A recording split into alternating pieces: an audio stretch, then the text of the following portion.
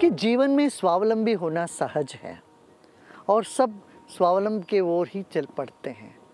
आप थोड़ा गहराई से देखिए, जीवन के शुरू में हम स्वावलंबी नहीं रहे और जीवन के आखिरी में भी हम परावलंबी हो जाते हैं।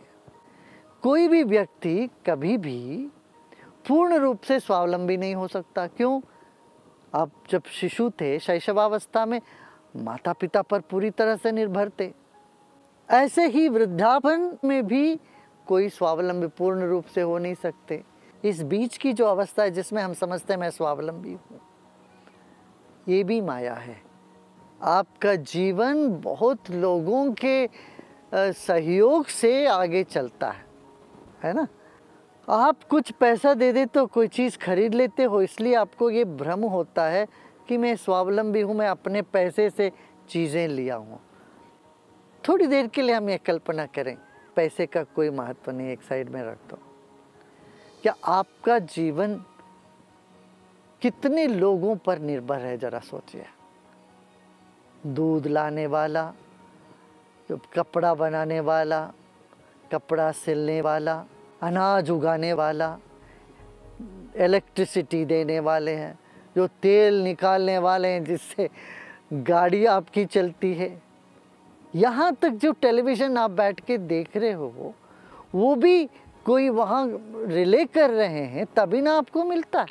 तो आपका जीवन पूर्ण रूप से स्वावलंबी हो नहीं सकता। जब इस बात को जानते हैं तो हमारा अहंकार थम जाता है, नहीं तो हम अहंकार में बने रहते, तने रहते हैं। मैं स्वावलंबी हूँ। आपकी सारी ज़रूरत को आप अकेले खुद ही पूरा कर लोगे, ऐसा आप सोचते हो तो ये भ्रम है, ये हो नहीं सकता। स्वतंत्रता और एक दूसरे पर निर्भर रहना, ये जीवन है।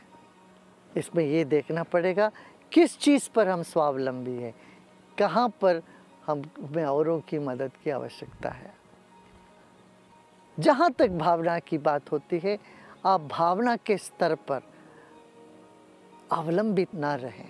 भौतिक स्तर पर हम स्वावलंबी पूर्ण रूप से हो ही नहीं सकते, इसको तो हमें मान लेना पड़ेगा। मगर भावना के स्तर पर हम अवश्य स्वावलंबी हो सकते हैं।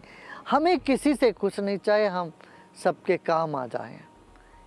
ये संकल्प मात्र से भी आप बहुत प्रसन्न रह पाओगे।